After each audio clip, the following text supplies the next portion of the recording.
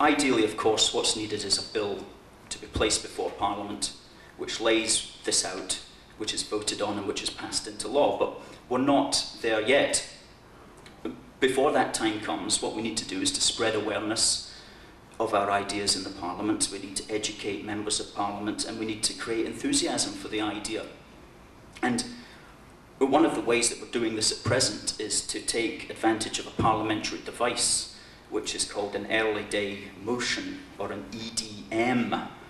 Now, an EDM is the term used to describe motions which are tabled by members of Parliament that are not expected to be debated. Effectively, the tabling of an EDM in Parliament by an MP is simply a device to draw attention to a particular issue and to elicit support for it by the means of inviting other members of Parliament to add their signatures. An early day motion, an EDM, is current for one parliamentary session, which is for 12 months, and the aim of any campaigner is to get a majority of the members of Parliament to sign it, because that would signal significant support for the proposal. Now, for the last 3 years, what we've been doing, what the Bromsgrove Group has been doing, is been getting together and drafting an EDM, giving it to one of our sympathetic members of Parliament who sponsors it, who tables it, and who tries to solicit support from other members of Parliament. And for the last 3 years, the members of Parliament signing each year's EDM has been increasing. For example, I just want to read you this year's motion, which was tabled on the 17th of December by Austin Mitchell, Member of Parliament. That this House notes with concern the contrast between the enormous expansion of private credit and the growing debt burden that this imposes on society. Further notes that public money, as measured by the proportion of publicly created money in circulation, has fallen from 20% of the money supply in 1964, which was 20% of the money supply was notes and coins, to 3% today. And believes that using public money and increasing the proportion of publicly created money should be used to cut the costs of and boost the quantity of public investment. Further believes that this can be done without any impact on inflation, and therefore urges the Treasury to commission an independent review of the benefits of using public money and increasing the proportion of it in society.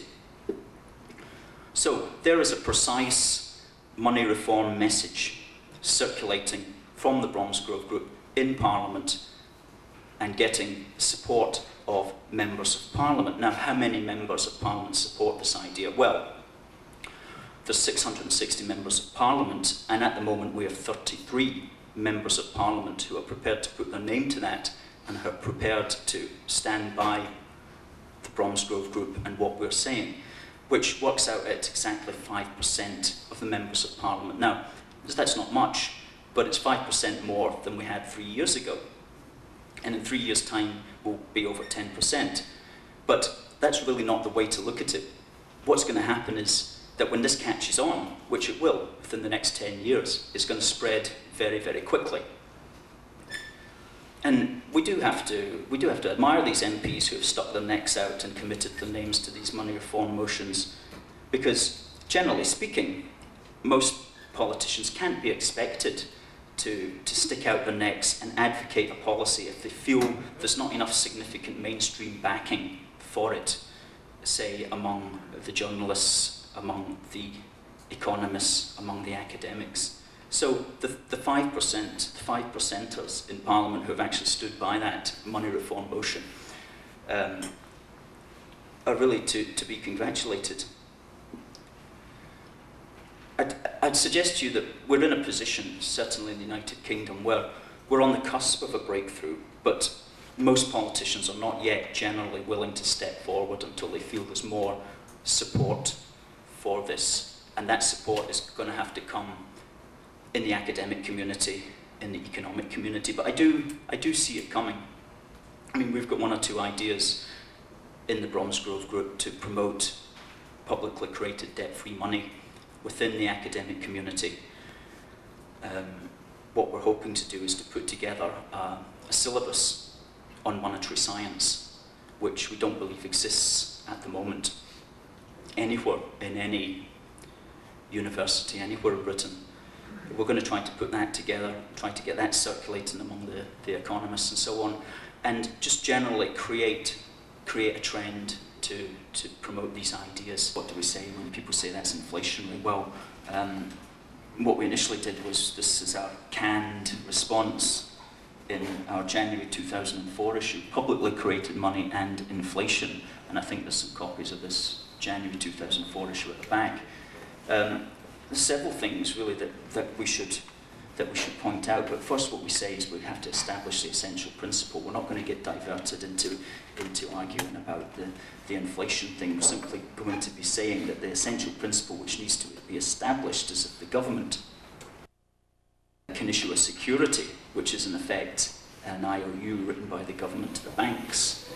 Then it can issue the same amount of money directly and debt-free without borrowing from the banks. As Thomas Edison said, if the government can issue a dollar bond, it can issue a dollar bill. That's the essential principle. And if the government or academics come to us and start arguing about, oh, it's going to be inflationary, whatever, we're saying, well, we're concentrating on the principle.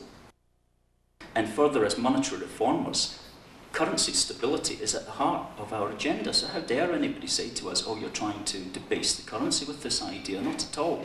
Monetary reformers believe in currency stability. One of our organisations, the Forum for Stable Currencies, that's what it's all about. So we're not going to promote something that is going to destabilise the currency.